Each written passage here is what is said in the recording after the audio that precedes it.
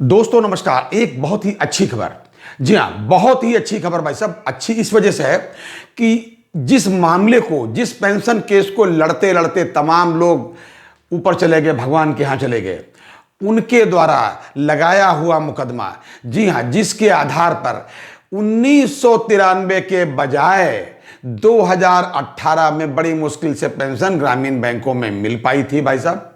जी हाँ, मिली क्या, तो पेंशन तो कायदे से मिली थी, लेकिन बैंकों ने और जो डीएफएस है, इन सब लोगों ने मिलकर के कैसे क्या किया मुझे नहीं मालूम, लेकिन ये पेंशन उनकी जो है, जो भाई पेंशन का मतलब क्या है, पेंशन जब रिटायर हो आदमी तो मिलना चाहिए, लेकिन नहीं, रिटायर हुआ पता चला 2007 में, 2000 में पेंशन मिल रही है 2018 से, अगर जिंदा रहे तो, नहीं तो फैमिली पेंशन टेढ़ी बेढ़ी, वो भी सुप्रीम कोर्ट के आदेश पर।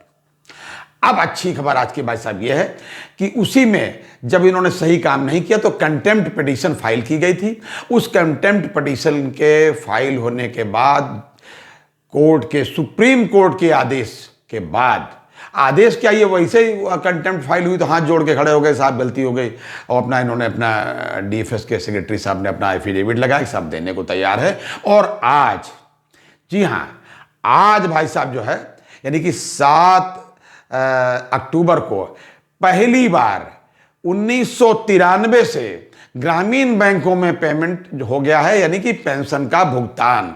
जो लोग अगर 1993 में भी रिटायर हुए, 94 में रिटायर हुए, जब भी है, उनको भी पेंशन, मतलब उनको या उनके परिवार वालों के लिए आज भुगतान कर दी गई है प्रथमा यूपी ग्रामीण बैंक ने, जो प्रवर्तक है पीएनबी द्वारा।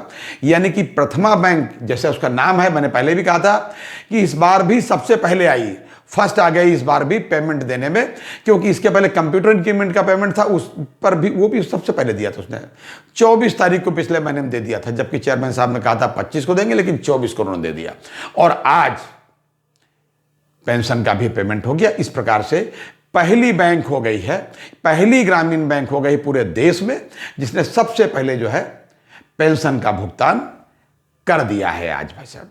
जी हाँ, पूरे एरियर का, पूरे का मतलब है जो भी टोटल एरियर कंप्लीट हुआ बना, उसका 25% का आज कर दिया वित्तीय व्यवस्थाओं को देखते हुए। और बाकी 21 तारीख को कोर्ट में केस है, जैसा भी कोर्ट का आदेश होगा कि आप कितने इंस्टॉलमेंट में दें। अधिक तक मैक्सिमम लिमिट जो है उन्होंने मांगी खुद है, वित्त मंत्रालय ने मैक्सिमम समय ही मांगा है कि साहब मार्च 25 तक हमको दे दीजिए, हम पूरा भुगतान कर देंगे। अब ये कोर्ट के विवेक पर है कि वो कब और कितना समय इनको 21 तारीख को देता है। मुझे नहीं लगता कि इनको मार्च तक का समय देंगे, या जो भी देंगे ये कोर्ट का आदेश होगा। हम लोग कोर्ट के आदेश को हमेशा माने हैं, सिरोधार्य है, और कोर्ट के आदेश से ही बैंक पेंशनर, चाहे कोई किसी भी बैंक का हो, और ग्रामीण बैंक वालों को तो पूरा वहीं से जो कुछ मिलना था वैसा मिला।